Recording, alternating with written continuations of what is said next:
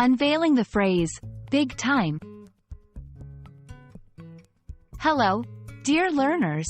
Today, we're diving deep into a fascinating and often used phrase in English, big time. By the end of this video, you'll not only understand what it means but also how and when to use it. Let's jump in. The phrase, big time, has its roots in American English. Originally, it was used to describe the major leagues in sports or top-level entertainment circuits, like big theater productions. Over time, its usage has evolved and broadened. Big time can be used in two primary ways. 1.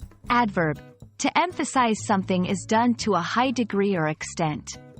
2. Example, I'm big time excited about the concert tonight.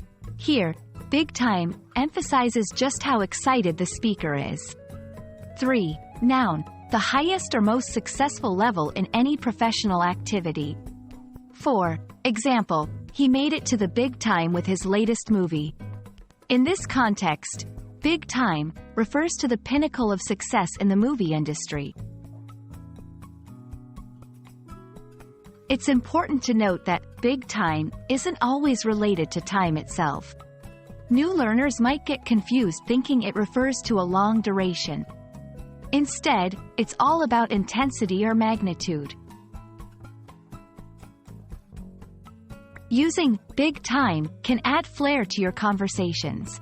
Here are some examples. 1. You messed up big time. Here, the speaker means the mistake was significant. 2. She's a big-time celebrity in our town.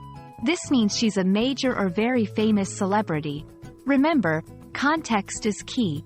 Big time works best when emphasizing the magnitude or degree of something. And that's a wrap on big time.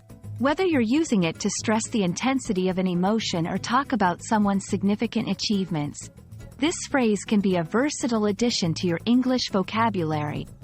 We hope you enjoyed this deep dive into big time. Keep practicing, and you'll be using it like a pro big time soon. Happy learning!